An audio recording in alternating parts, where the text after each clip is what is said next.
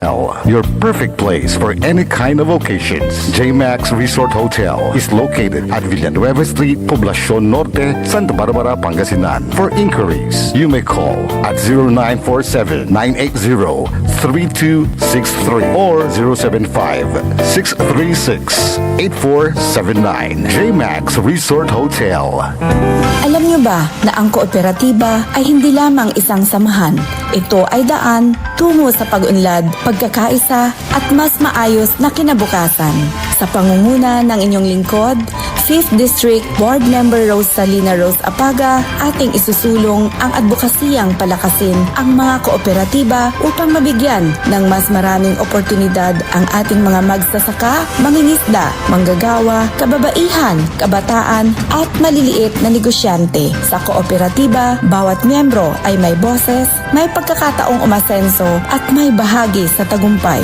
Sama-sama nating buuin ang isang mas matatag, mas maunlad at mas masaganang pamayanan. Sama-samang pag-unlad, sama-samang tagumpay. Ako po si Board Member Rose Apaga, ang Rosas ng 5th Distrito, kaagapay sa pagpapalakas ng mga kooperatiba at sa pagsusulong ng kaunlaran para sa bawat mamamayan. Kay Apaga, may pag-asa. Popular sa balita. Popular sa musika. Pangasinan Golfwaves Network Corporation. Sa Pangasinan, we are the number one pop music station. DWJE 88.1 FM. Radyo Pangasinan. Paboritong ang kabataan at matatanda. Paboritong pakinggan sa bus, tricycle, jeep at mga opisina. Paborito mo, paborito ko, paborito natin lahat. DWJE 88.1 FM, Radyo Pangasinan. Number one pop music station. Paborito. Ang susunod na programa ay rated GP. GP? Ano yun? Garantisadong pampaborito! Ang lahat ng opinyon at pananaw sa susunod na bahagi ng programa ay galing sa host anchor at panauhin lamang at hindi pananaw ng mga producers at ng pamunuan ng DWJE Radio Pangasinan at Pangasinan Golfwaves Network Corporation. Punto por punto sa 88.1. Diretsong balita at opinyon. Walang paligoy-ligoy. Bawat isyo, sinusuri. Bawat punto, pinapakinggan. Totoong usapan, malinaw na pananaw. Bawat punto, may katuwiran kay Atong Remo. Punto por punto. Alas 10 hanggang alas 11 ng umaga. Dito lamang sa DWJE 88.1 FM. Radyo Pangasinan. Punto por punto sa 88.1 kay Atong Remo.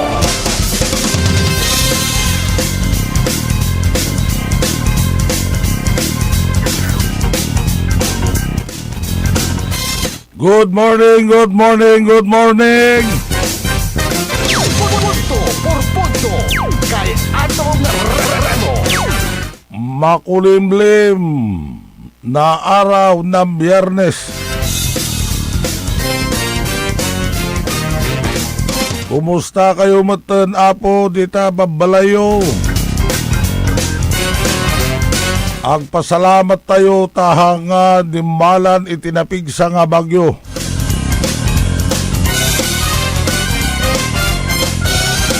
At samahan nyo na naman kami sa aming programang Punto por punto kay Atong Remo.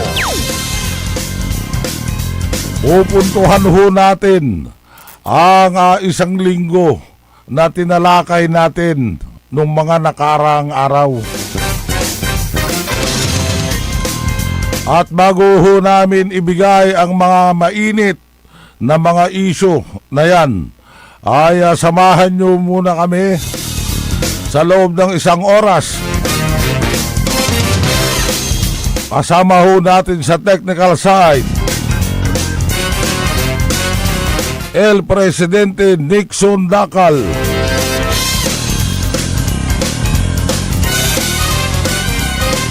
Aratay paborito na kolehyala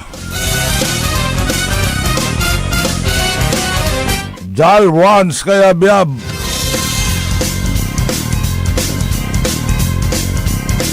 At ito naman ang mga kasama nyo sa Himpapawid. Punto por punto kay Atong Remo.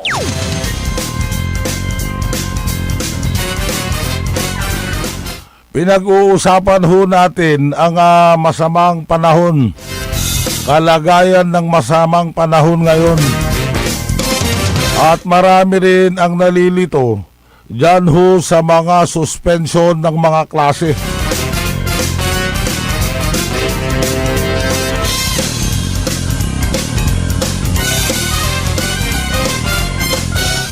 Sino nga ba ang dapat masunod sa pagsuspende ng klase? Ang mayor nga ba o ang Department of Education?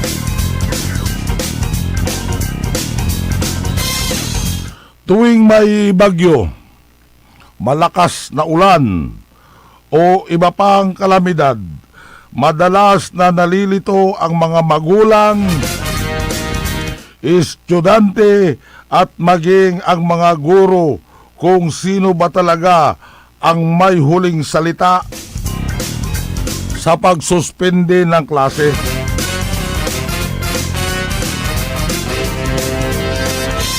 Ang susundin ba ay ang anunsyo ng alkalde o ang kautusan ng DepEd? Sa ilalim ng umiiral na mga patakaran, ang lokal na punong ehekutibo o alkalde ay may kapangyarihang magsuspinde ng klase sa kanyang nasasakupan. Yan ay batay sa aktwal na sitwasyon sa lugar. Siya ang nakakaalam sa kalagayan ng mga kalsada, baha, landslide at iba pang panganib na maaaring harapin ng mga estudyante. May mga pagkakataon namang ang DepEd ay naglalabas din ng mga anunsyo at gabay, lalo na kung malawak ang sakop ng masamang panahon o ang pambansang direktiba. Ngunit kapag may agarang banta sa kaligtasan ng mga mamamayan sa isang lungsod o munisipalidad, mahalagang manaig ang agarang pasya ng lokal na pamahalaan.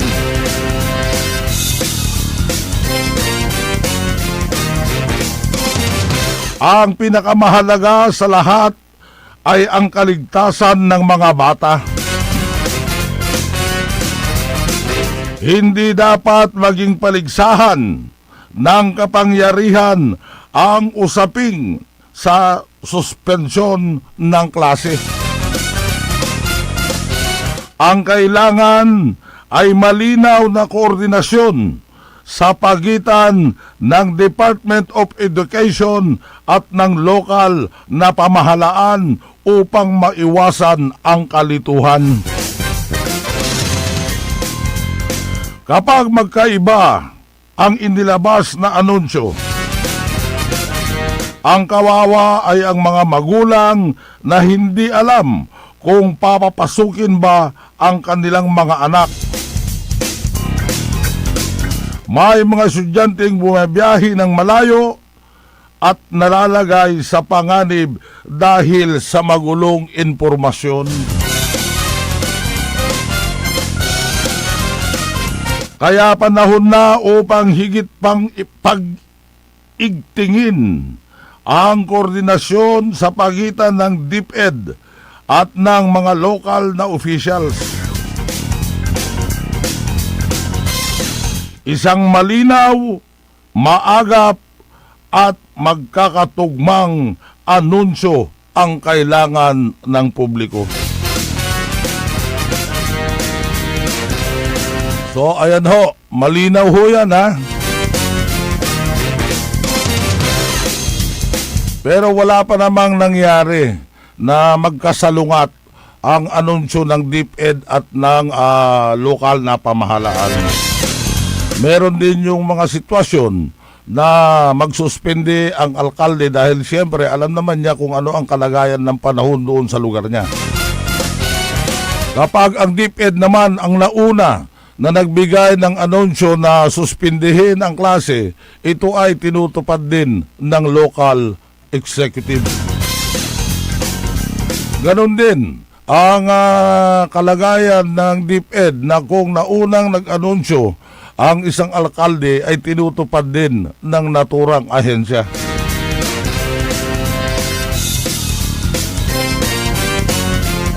Walalay, 16 minutos. Alas 10:16 na naman. Good morning pala kay Boss Jojo Ramos. At saka si Boss Charlo Gonzales na kasalukuyang nakatutok ang kanilang mga radyo. Nanonood sa YouTube, nanonood sa Facebook. At syempre, batiin din natin ang ating kaibigan na konsihal dyan sa bayan ng Sison ng happy birthday, Councilor Gina Uyaman. Yan.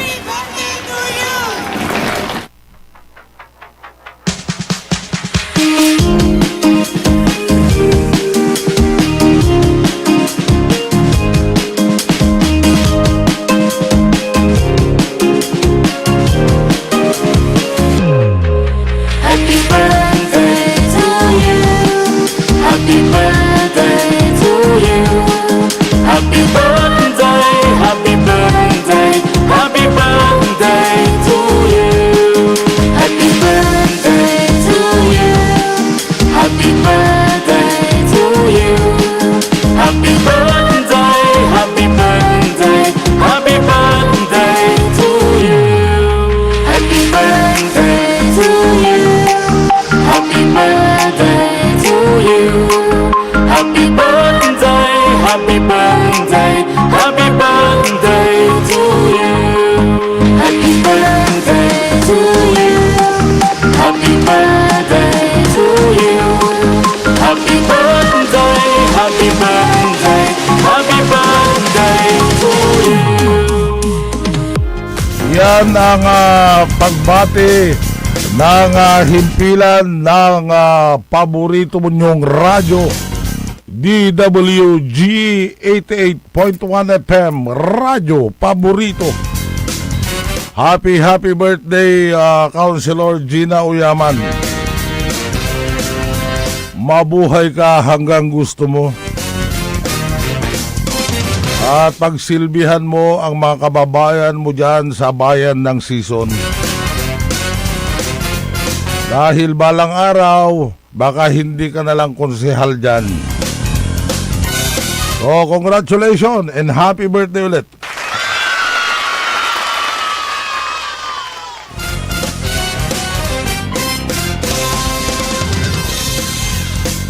Meron ho tayong nakuha na naman na isang video voice na ang inilagay na naman niyang litrato ay yung mag-asawang Mayor Niña Jose at Cesar Kiambao. Hindi na nagsasawa. Paulit-ulit na lang. Paulit-ulit na lang, rehas na yung mga nilalabas yung mga reklamo dyan. Reklamo laban dyan sa mag-asawang Kiambao. Yung sabi ko nga sa inyo nung nakaraang araw, kung meron kayong ebidensya, meron kayong sapat na katibayan dyan sa ipinupukol nyong land grabbing issue, huwag nyo nang idaan sa Facebook, huwag na kayong postang post. Kung talagang matibay ang mga ebidensya ninyo, Kasuhan nyo ang mag-asawang Kiambao. Open naman silang magpaimbestiga kung totoo yung mga akusasyon nyo sa kanila. Bakit hindi kayo magsampa ng kaso? Kung ano-ano yung nilalabas mo na voice clip, video, kabisado ka na namin. Ikaw yung tao na marunong magsunog. Ha? Ikaw yung tao na wala ka nang ginawa kung hindi pag-awayin ang mga dating magkakaibigan. Labas ka ng labas ng mga isyu mo na wala namang katuturan. Wala namang ebidensya. Ngayon, naglabas ka na naman ng voice clip mo. Nung pinag-aralan namin dito sa estasyon, iisa lang ang tinutumbok niya. Ikaw yun. Alam mo yun kung sino ka.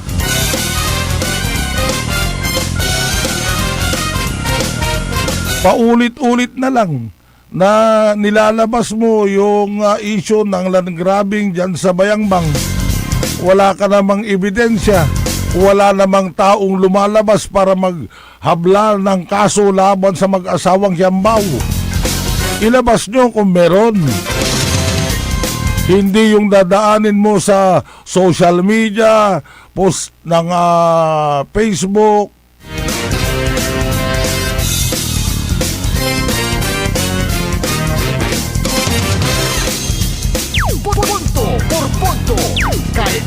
Pag meron kang ebidensya talaga, kahit na sino sa inyo sa mga nakikinig sa programang ito, ipunta nyo dito sa aming istasyon at didiscusin ho natin yan. Kung sino ang dapat managot, managot. Hindi yung puro ka na lang post sa social media.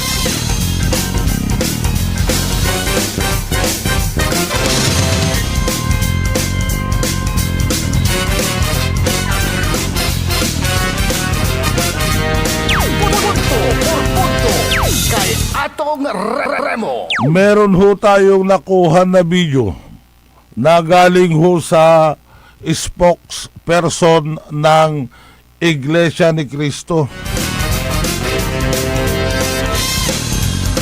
Pakinggan ho natin yung sinasabi ng spokesman ng Iglesia ni Cristo hinggil ho dyan sa pagkakahabla ng kaso na plunder kay Senator Marcoleta. Ang ikinakaso kay Senator Marcoleta ay plunder na isang non-bailable crime. Sa matuwid, ipakukulong siya at hindi pwedeng magpiyansa hanggang hindi natatapos ang paglilitis sa kanya. Sa madaling salita ay hindi na niya maitutuloy ang paglalantad o pag-expose sa mga sangkot sa pandarambong na naganap. Pero paano naging plunder ang pagtanggap ng campaign donation? Hindi naman galing sa kabangyaman ng Pilipinas ang tinanggap niyang donation mula sa mga sumuporta sa kanyang pagkandidato bilang senador at mismo ang COMELEC ay naglabas na ng desisyon na walang krimen na naganap sa pagtanggap niya ng campaign donation. Sinusuportahan ng Iglesia ni Cristo ang itinataguyod ni Senator Marcoleta dahil ito rin ang posisyon namin. Nananawagan kami para sa transparency, accountability, justice, and peace. Kaya, nais namin iparinig sa mga kinauukulan na kahit ipakulong nila si Senator Marcoleta, ay hindi kami titigil sa paghingi ng katarungan para sa mga kababayan natin na ninakawan. Gusto namin ipaalam sa kanila na isang injustice ang selective justice. At hindi kami mananahimik sa harap nitong napakalaking pagyurak sa katarungan na hinihingi ng ating mga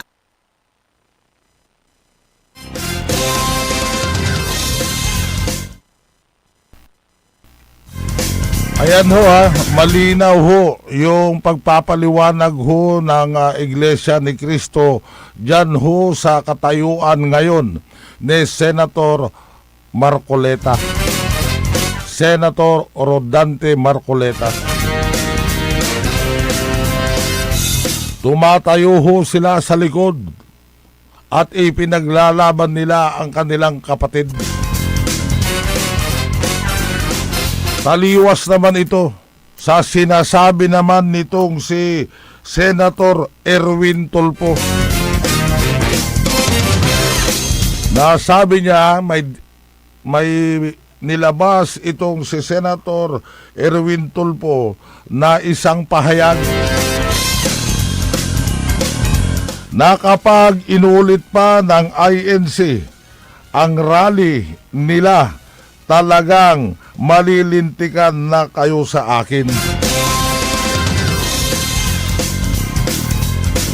Ako mismo ang pupunta dyan sa lugar ninyo at imumud ko ang pagmumukha ng mga organizer sa harap ng kanilang mga membro.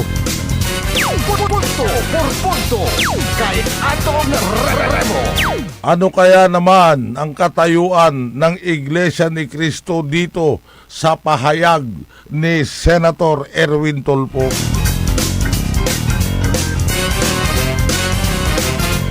Sa bagay, malapit na ang eleksyon, tignan ho natin kung makakaulit pa ito si Senator Erwin Tulfo sa boto ng mga nasa Iglesia ni Cristo.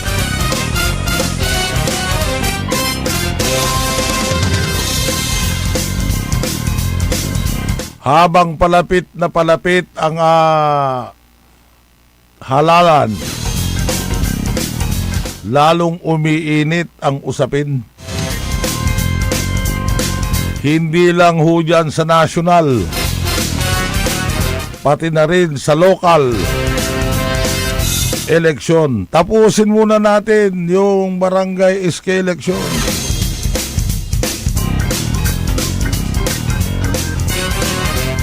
Ang aga-aga pa lang sinusunog nyo na ang tulay.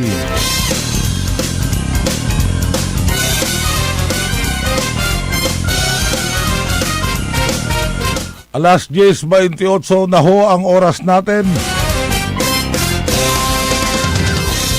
At makulimlim pa rin ang panahon.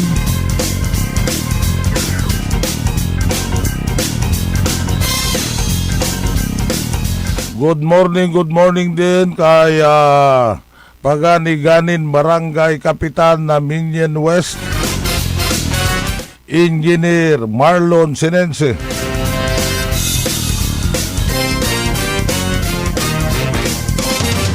Retired Master Sergeant Villamor Evangelista. Yung mga nakatutok ho sa atin dyan at nakikinig sa siyudad ng Ordaneta, Pare Franco del Prado,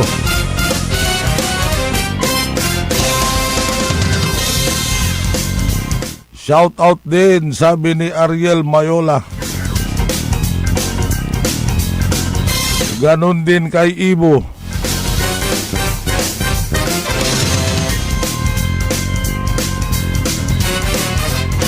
Nakikinig kami dito pare sa Villasis, sabi naman ni Pare Freddy Cabanilla.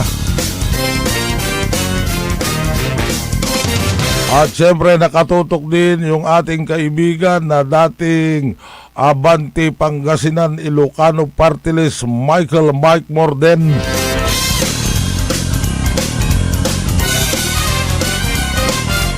Ang sabi niya, Lakay, nakikinig din ang mga Rolex Boys.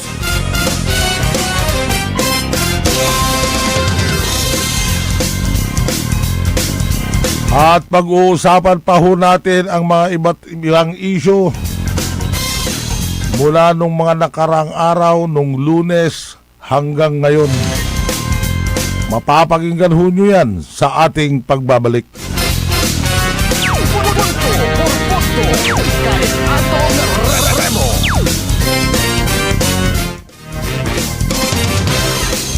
Ang puta-putang Iran balita. Kulelat na nga yung tatay, kulelat pa yung anak. Ang puta-putang Iran sunata. Dame un Hawak mo ang beat. San ang puta-putang Iran impormasyon. Aya, so #1 pop music station. DWJE 88.1 FM. Radyo Pangasinan. Paborito. Gaano kahalaga ang tubig sa ating kalusugan? Ang tubig ay isang mahalagang sustansya at gumaganap ng isang mahalagang papel sa katawan ng tao. Ganyan mag-alaga ang Rebecca's Purified Drinking Water. Rebecca's Purified Drinking Water matatagpuan sa 193 Amado Tapuac, Dagupan City. For deliveries, you may contact Matthew Mamorno at 075-515-8767 or 0917-508-0055. Rebecca's Purified Drinking Water. Mare! Kabigla ka naman, Mare, ah! Grabe, gimagana ka ah. Mari, di mo sinabi na uwi ka pala ng San Carlos. Ay, oo! Namiss ko na kasi dito ang pamilya ko. Ito na palang San Carlos ngayon. Grabe, Mare! Ang laki na ng pinagbago! Siyempre naman, Mari, alam mo ba na dito sa syudad natin, malaki na talagang pagbabago. Mula sa mga infrastruktura, nandiyan na mga konkretong daan at mga bagong pasilidad. Wow! Meron din tayong trending na ayos, kalusugan karavan na nagbibigay ng libreng serbisyong medikal. Balita na! Saka, nandyan din ang mga programang pag-agrikultura para sa ating mga magsasaka. Ay, wow! At higit sa lahat, Maria, ang pagpapanatili ng peace and order ng ating syudad. Perfect! Di lang yan, binibigyan din ng halaga ang kapakanan ng lahat ng tao at pantay na karapatan sa mga serbisyo ng gobyerno. Grabe, Mare! Ang bongga na talaga ng San Carlos. Parang ayoko na bumalik sa ibang bansa. Oo, Mari. Kung ako sa'yo, dito ka na lang sa San Carlos. Dahil sa San Carlos, tunay na subok na ang serbisyong ayos.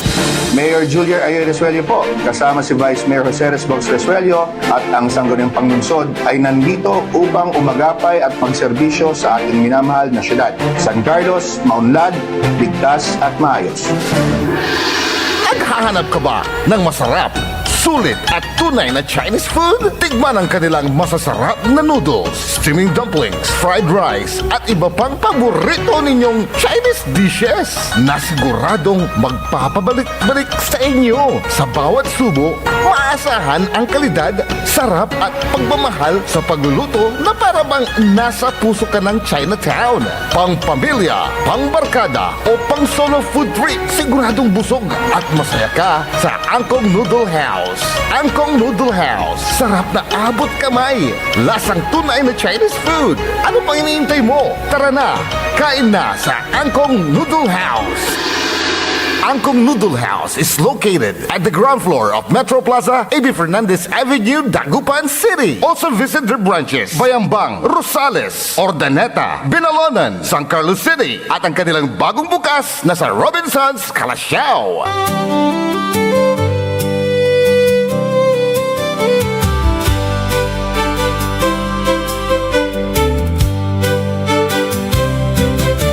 Ang buhay kong minsan ay walang direksyon.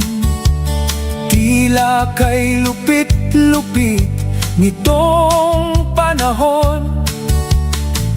Huwag kang mawawalan ng pag-asa.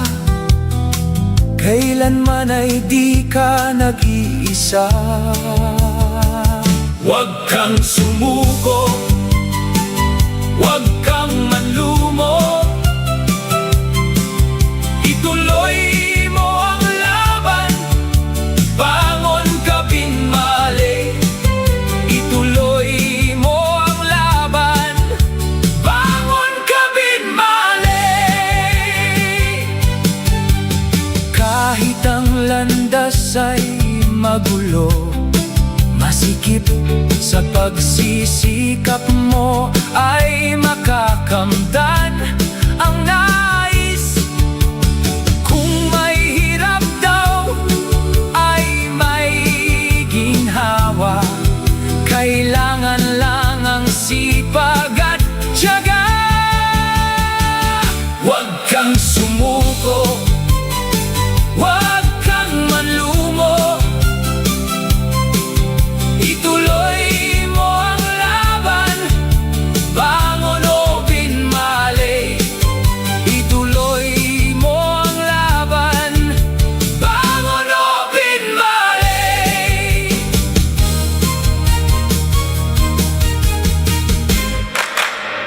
Paborito ng kabataan at matatanda.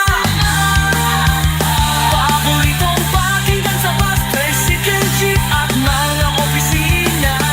Paborito mo, paborito ko, paborito nating lahat. DWJE 88.1 FM Radyo Pangasinan. DWJE 88.1 FM Radyo Pangasinan.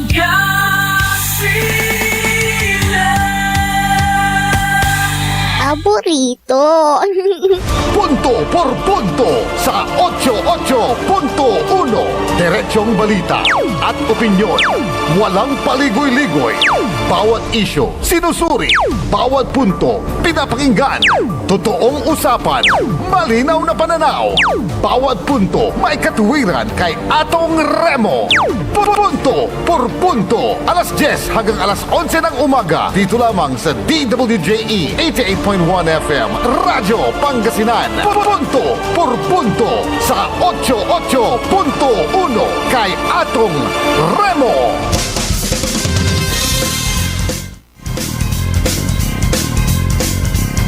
Punto por punto kay Atong Remo. Alas 10:36 na naman. Napakabilis ng oras. Panangug tulaman. Antulamat sosiraan.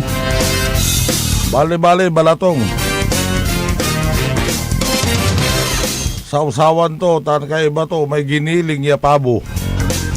Punto por punto kay Atong Remo. Good morning din dyan sa ating kaibigan nakatutok ngayon dyan sa bayan ng Villasis.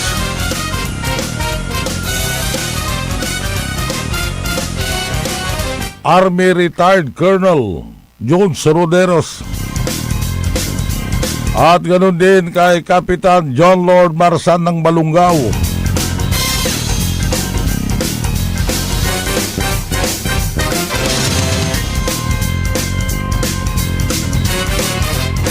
At nakatutok din dyan na nakikinig itong mga kaibigan ho natin dyan sa may Ocean 3 Spa Promo Massage. Matatagpaw niya ho yan dyan sa may harap ng Gurings. Andyan ho na nakikinig si Barbie Stephanie, Janice Iris Stephanie, Carlo Joseph JP, Robert at saka yung may-ari si Aris Francisco.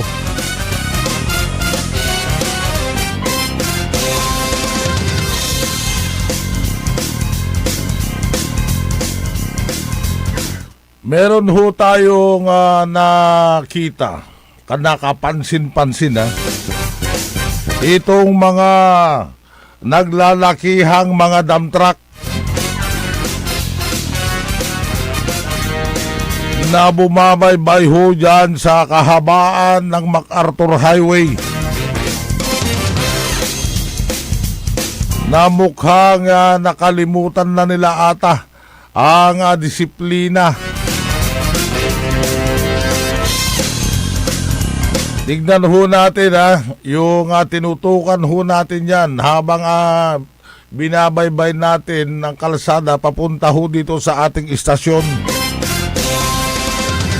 At napansin ho natin ang dalawang dump truck na kung sino ang may-ari nito. At ilabas mo nga yung video, Engineer Nixon.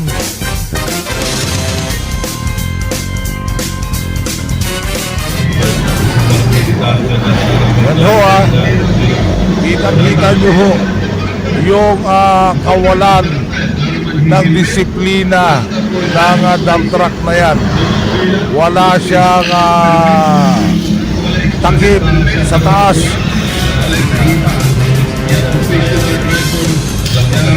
Napaka-unsafe ho.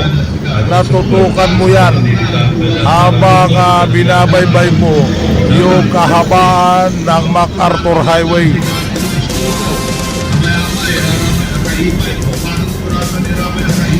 Tinatawagan ng pansin kung sino man ang may-ari ng truck na yan.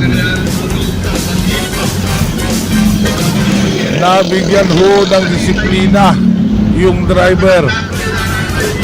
Ang problema, baka wala nang maibili yung may-ari. Nakapantakip dyan. Pag sinusundan mo yan at nahulog yung kaganyang mga bato o buhangin, sigurado ko basag ang salamin mo dyan.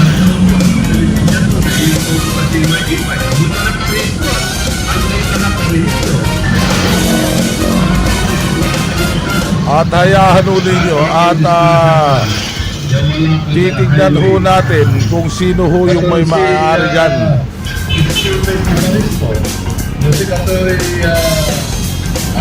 Dalawa yan. Okay.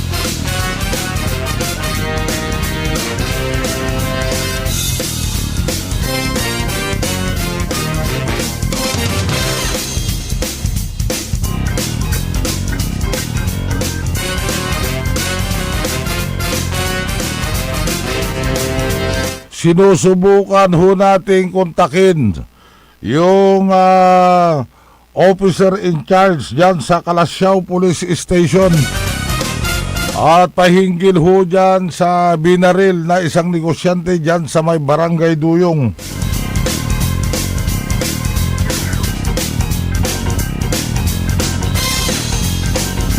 At makiki-update ho sana tayo kung ano na ho ang kalagayan ng mga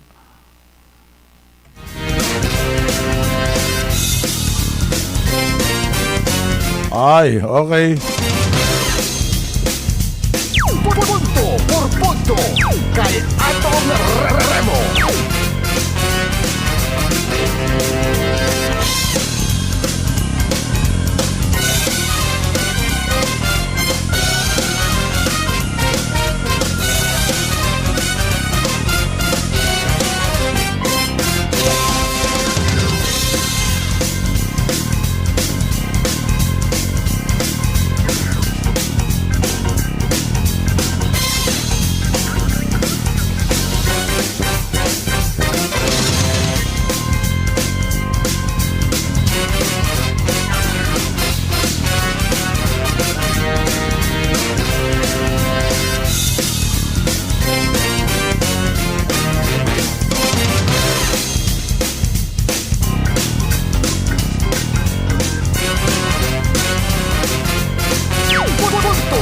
Punto kay Atong Remo.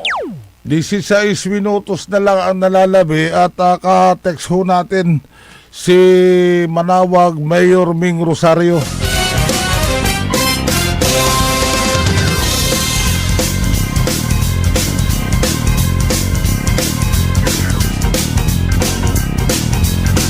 Antayin lang ho natin saglit.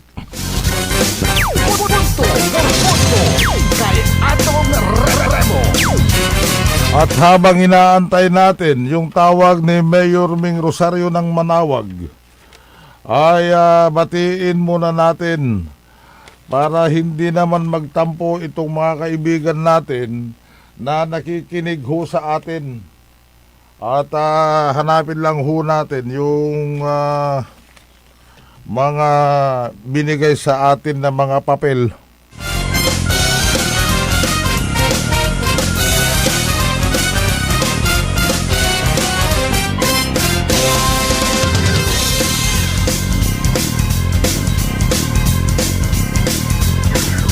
Sir Atong, nakatutok din kaming nakikinig sa'yo. Sabi naman ng mga staff ni 6th District Board Member Noel Binse dyan ho sa bayan ng Lingayen. Andyan si Tess Baranda na nakikinig. Kasama niya si Jody Jesus, si Gina Hupana, si Rani Fernandez.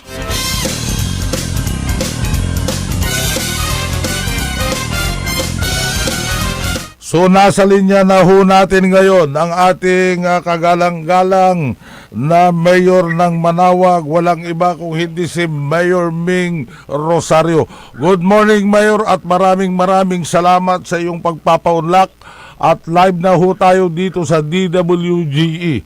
Ang unang gusto lang namin malaman, Mayor, ay kung kumusta na ang update diyan sa bayan ng Manawag. Ang inyo munang pagbati sa ating mga tagapakinig. Yes, magandang umaga, kaibigang Atong, at sa inyong mga tagapakinig. Pasensya na, medyo mobile tayo, pero naririnig ko naman. But again, isa pong maulan na umaga mula po dito sa ating pinagpalang bayan ng Manawag. At dahil po dyan ay minarapat po natin dahil sa kaninang madaling araw ay talagang medyo malakas po yung buhos ng ulan dito sa aming lugar. At yun nga, do medyo malayo-layo na yung ating pong bagyo na si Inday, ay yung kanyang tail end at tumihila sa habagat, ay yan pong nagpapaulan dito po sa Manawag sa ngayon. So meron pasilip-silip po ang haring araw, pero bigla-bigla po'y bumubuhos at tumuulan. Kaya nga po minarapat po natin na sa atong na suspindihin ang at all levels ang ating pong pasukan ngayong araw sa lahat po ng paaralan, pampubliko man o pribado. At yun nga, maliban po dyan na kasamang Atong, kahapon nga, sa hindi inaasahan, talagang naramdaman po ng bayan natin ang pagyanig na ito po hindi naman nasa sentro pero talagang medyo malakas din. Kaya nga po nagkaroon po ng konting panic, naglabasan po yung mga estudyante, sampo ng lahat po ng halos yung mga empleyado rin ng munisipyo. Kaya nga po sa oras ng 3:00 ng hapon kahapon ay napagpasyahan din po base po sa rekomendasyon ng ating MDRR Council na isuspinde ang work ng opisina sa gobyerno sa po ng lahat po ng klase sa buong bayan ng Manawag. Manong Atong. Yeah. Okay, Mayor, kumusta naman ho yung paghahanda ninyo? Kasi may balita ho sa Pag-asa na hindi pa naman nakakalabas at ay inaasahan pang lalakas ang bagyo bukas, Sabado po. Kumusta po ang paghahanda ng Manawag? Tama po yun. Kasama nga Atong, no? Actually, ito nga, ang forecast nga buong weekend ay uulanin tayo. At activated po since yesterday pa, hindi pa po nagde-deactivate itong aming MDR Council. In fact, nagkaroon na rin po ng pagpupulong para sa kahandaan, no? Maliban po dyan dahil nga kahapon nga nagkaroon po ng lindol at halos wala naman po kaming recorded na aftershock dito. Pero minarapat po namin na nagbuo po kami ng 3 team para po i-implement po yung REDAS, yung tinatawag ng earthquake evaluation, no? Na ginagawa, tinignan po at nilibot ang mga gusali, sa kasama po ang Basilica, kasama po ang mga pribadong gusali dito like yung Letron College, at lang lahat po ng mga paaralan para po tingnan at suriin kung meron po bang medyo gumalaw at konting damage man na sinuri kahapon, no, nabot na nga sila ng gabi. At saka sa kabutiang palad po ay negatibo at wala po ning isang nakita so far na damages sa mga struktura dito po sa bayan ng Manawag, kasamang Atong. Yan. Thank you, Mayor. At napakaganda naman pala yung balita na ganyan. At siguro naman, bastante naman kayo dyan sa pamumud ng mga ayuda kung sakasakali hong darating ho yung bagyo, Mayor. Well, tama po yan. Kasamang Atong, meron po tayo nakalaan na kung sa ayuda po at saka ang ating council po, dahil tayo rin po ay recipient ng Regional Evacuation Center, ay naka heightened alert, hindi pa naman red alert, pero nakahanda po ang ating pong MDR at ang council para po sa any eventualities, wag naman sana, at yun, patuloy po tayo manalig na dapat malinis ulit, tulad po nung super typhoon na nakita naman natin sa mapa na nalias at pumunta po sa up north, no?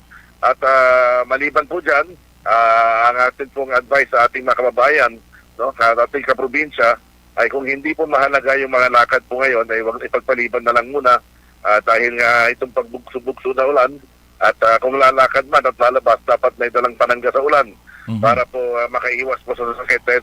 Ulan na alam naman natin, ay may mga common na mga sakit naman na nadudulot at nakukuha, lalo na po sa mga pagulan at pagbaha. Kaya nga po, mula dito, maraming salamat kasama ng atong sa pagkakataong ito na kami po ay makapanayan ninyo, at rest assured na magbibigay kami from time to time ng situational o update dito po sa bayan ng Manawag para po may guide. At by the way, ang simbahan naman, wala pong kanselasyon, tuloy po yung mga scheduled na misa, no, by every hour and a half, simula umaga hanggang alauna po ay may misa po dito tuloy-tuloy. At tuloy-tuloy din po ang dating ng mga bisita pa rin, ano? Kahit na po alam natin na may tag-ulan, may nag-uulan at may bagyong konti, ito po yung habagat, pero ang kanilang pananampalataya at schedule na pagdaan dito sa bayan ng Manawag ay nakikita po natin na sila po ay dumarating pa rin dito daan bago po sila magtungo sa kanilang mga paruroonan. So again, maraming salamat. Mabuhay kayong programa, mabuhay ang programa nyo, at congratulations dito sa inyong programa sa DCIJ. So, Thank you. Umaga. Maraming salamat, Mayor Ming Rosario ng Manawag.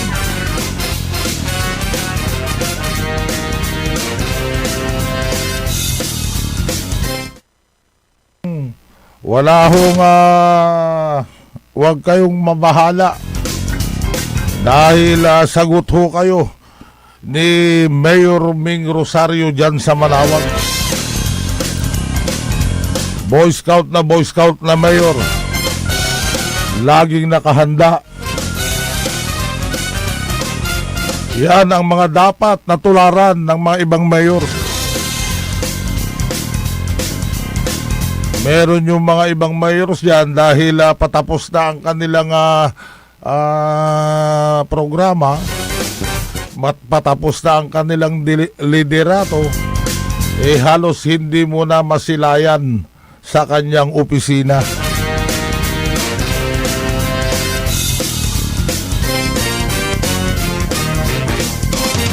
At good morning din dyan sa mga staff naman ni Board Member Rose Apaga ng 5 distrito.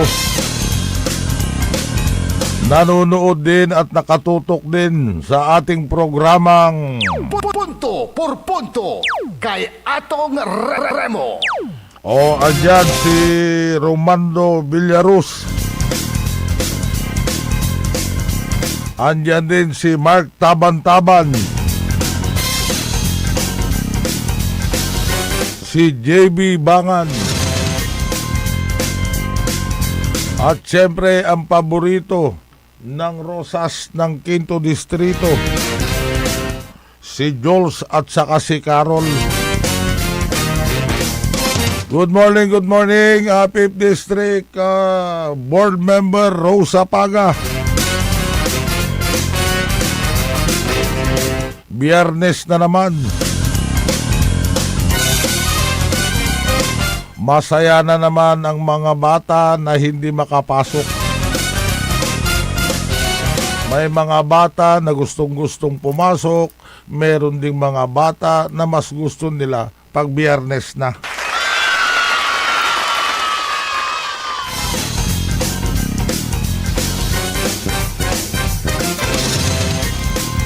So yung nakarahon ho na mga pinag-uusapan natin mula nung Lunes ay nakatuon ang atensyon patungkol dyan sa dalawang issue. Issue dyan sa Kapitolyo, na kung saan ay abala ang gobyerno lokal sa pagpuputol ng kahoy. At kagaya nga ho ng sinabi ni Kapaborito Orly Navarro na nahihilo na ata ang provincial government.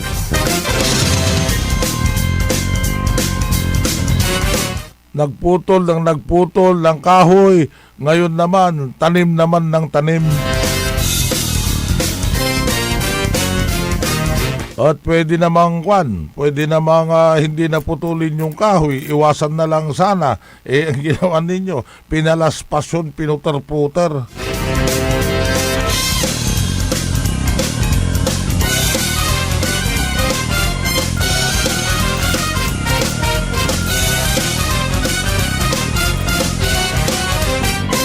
At good morning din dyan sa kaibigan natin dyan sa may JNB Pigar-Pigar, si Jerwin Bautista. Nakikinig din sa atin si pare Eric Di Guzman.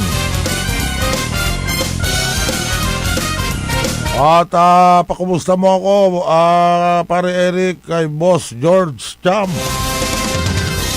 Matagal na rin hindi ho natin nadalaw itong kaibigan natin si Boss George.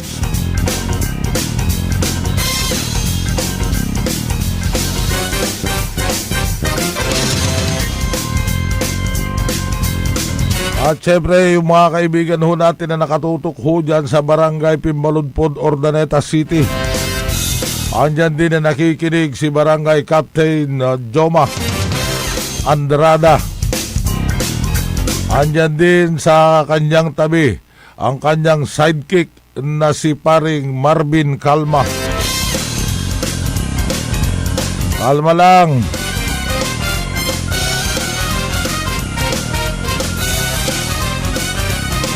Shout out din, sabi ni Joel Almuhela dyan sa bayan ng San Manuel. At siyempre yung mga Mars Zumba na pinangungunahan naman ni B. Corpus at saka ni Kay. Maraming salamat sa pagdirinig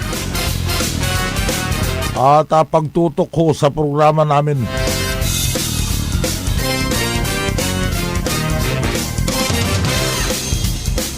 At sa Lunes ho, papag-usapan ho na naman natin ang plano ng provincial government na kumuha o umutang ng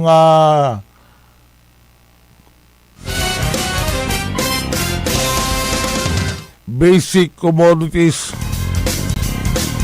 para paglaan nila dyan sa bagyong darating, na kung saan ay planong umutang ang provincial government dyan sa CSI na pag-aari naman ni Mayor Belen Fernandez. Pero meron hong mga katanungan, bakit exclusive daw na CSI lang ang pwedeng pagkuhanan?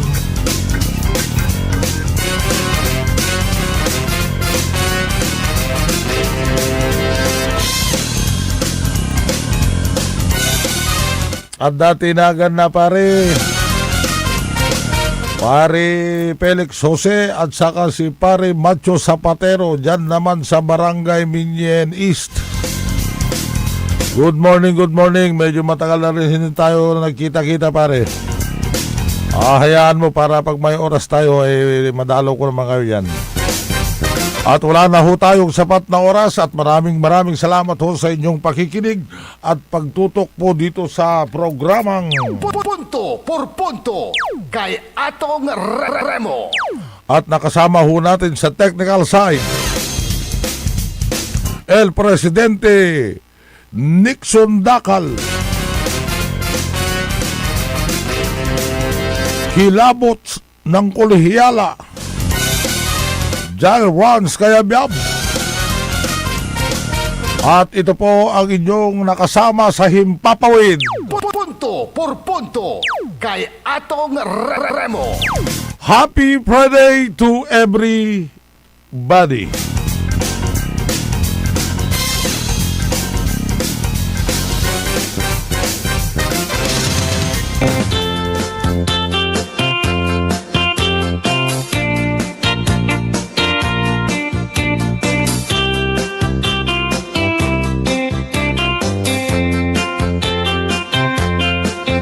Ang lahat ng opinyon at pananaw sa susunod na bahagi ng programa ay galing sa host anchor at panauhin lamang at hindi pananaw ng mga producers at ng pamunuan ng DWJE Radio